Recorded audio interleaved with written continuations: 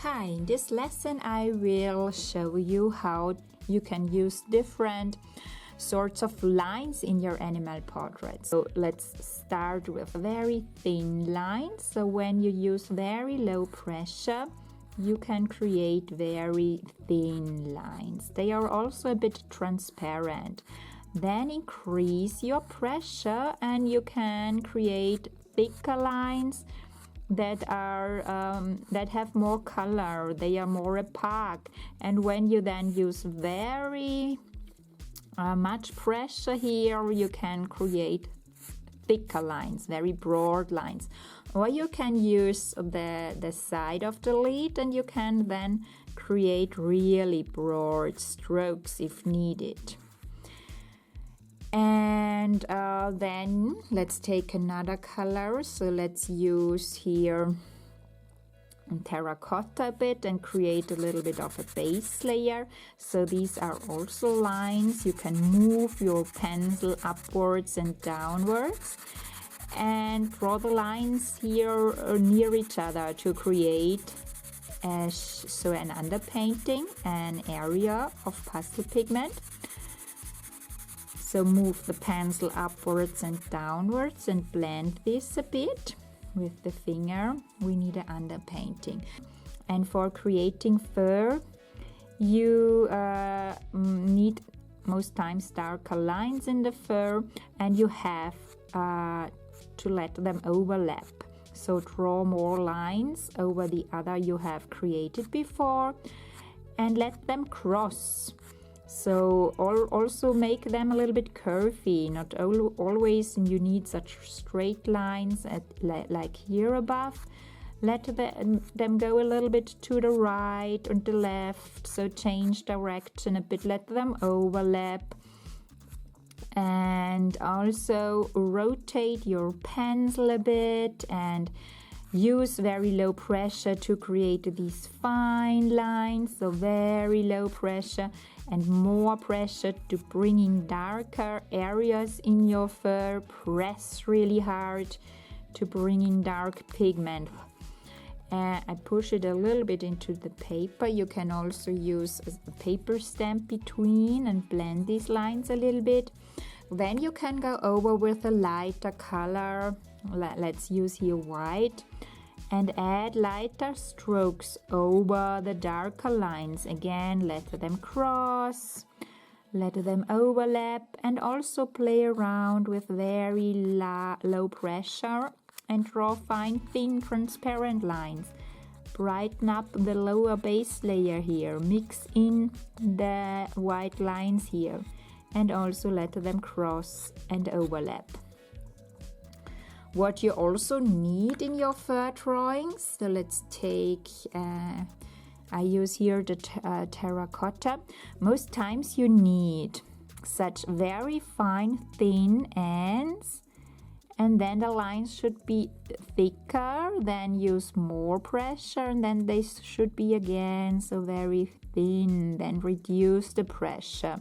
So start with very low pressure, create very fine, thin ends, so then increase the pressure, use a bit more force, make them broader, and then let them go into these very fine ends. Then again, these you can also use sometimes, or you need such thicker middle parts, so then you can draw lines, thicker strokes over them, go over with the pencil again, and create these fine ends. You need this very often in hair, when you have hair with these darker sections. For example, with black, bring in a black middle part, and then most times you have to draw them so finer upwards and downwards. You have lots of fine strokes, longer lines. You have to use longer lines in longer hair. Move the pencil downwards long, and then you have these thicker shadow areas between, and then they go here and there, upwards and end in these fine ends. So let's speak about short hairs, short strokes.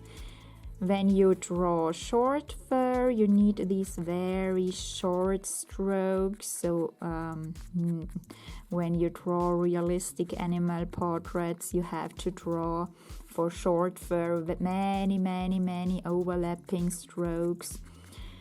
They are crossing, they are going a little bit in different direction, and they are short, these lines. They are so, you draw many short lines over the same area, so many layers of lines over the same area. Also with different colors, so go in a bit with the terracotta and add many short lines over the same area. Go in with brown, and the lines of short fur are very short. You can let them cross, let them overlap, so you don't draw fur with such short lines, line by line. That would not look realistic. So here you have line by line, but you need the lines, the short lines, but let them overlap to create this realistic fur. Also add then always highlights, so very short strokes, lines, and the lower pressure you use, the shorter and finer these hairs can be. And you of course need also longer lines for long fur, for long hair. So you need these long strokes, long lines. Move the pencil downwards. Hold the pencil really loosely for these longer hairs of a clump of hair like this that is going here downwards. And also they make a bit of a curve. They are going here together to show clumps. Move the pencil downwards and let the longer strokes cross. Also here I'm mixing other colors. Draw longer lines downwards to create such a clump of hair. Of course, we need here a bit of a base layer if you want to build up this clump of hair. There also use some broader long strokes in this clump of hair. Then, of course, we need also to blend such a base layer of a clump of hair. Don't forget that. And then you can add other colors and use long strokes. You can rotate the pencil when you draw these long hairs, long lines. And again, use low pressure to draw long, overlapping, crossing lines.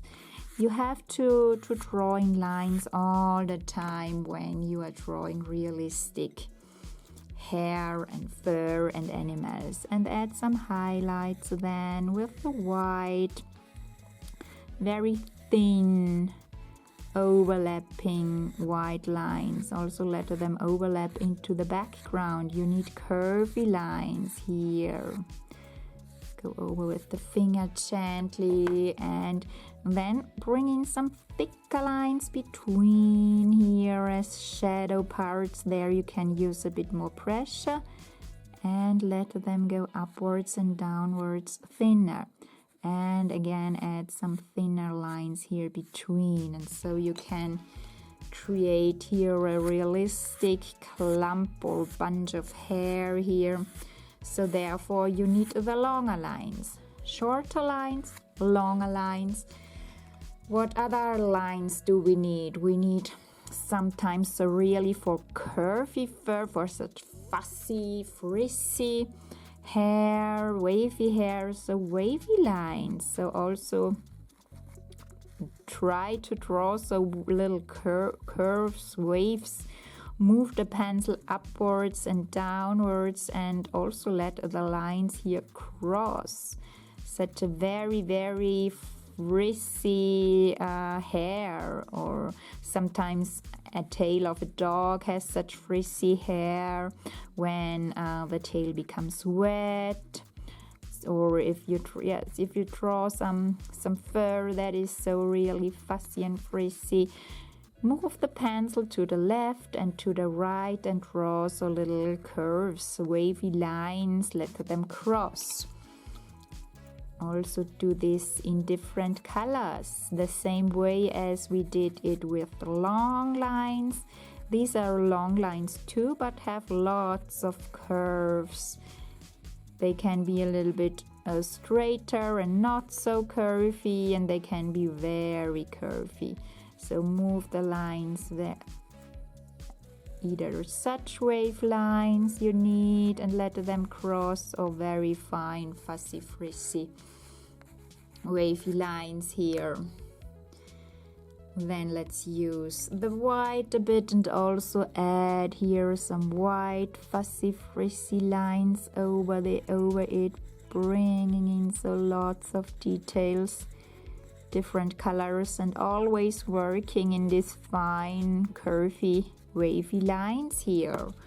Or also use the terracotta here and add another color. Also the same way, let them cross, let them overlap, let them go a little bit to the left, to the right. Some are going a little bit over the edges and flying, so fine loose hairs. Then let's go in again with the brown, bringing in another layer, and always move the pencil so upwards, backwards, so draw these wavy lines. And sometimes you also need so curls, or you move the pencil so into little circles and need so circle lines. Sometimes you have to draw curls and you draw just so curves. Your lines have to be a bow. That's also you need a lot in curly fur, for example, or when you draw clumps. These are then again longer lines that make a curve. So you need curvy lines, you need straight lines, you need wavy lines. So all the different shapes of lines. You need very thin lines, very transparent lines with very low pressure, and you need very thick lines that are showing up brilliant and are thicker. This all you can achieve with very low pressure and more pressure and very much pressure. So you can achieve this. You have to let the lines cross and go in different directions. They have also to be curvy. So I hope this little demonstration of different kinds of strokes and lines is helpful for you.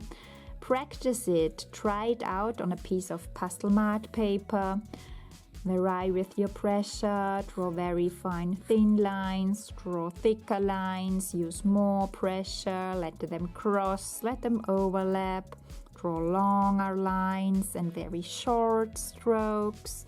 You also need sometimes so very teeny tiny lines, very short lines. Mini strokes and curly strokes, wavy lines, these fussy wavy lines, curves and bows, sometimes so little circles, curls. So try it out and get familiar with your pastel pencil. Play a little bit around. How are they working? How much pressure do you need? And draw shorter lines, longer lines, let them cross and all these things. I hope these tips were helpful for you and you can use them in your own animal portraits in pastels. I also host a free 4-day drawing workshop where we will draw a beautiful horse eye and different types of fur together. Register for free in the link in the description below. And I wish you fun and see you in the next video.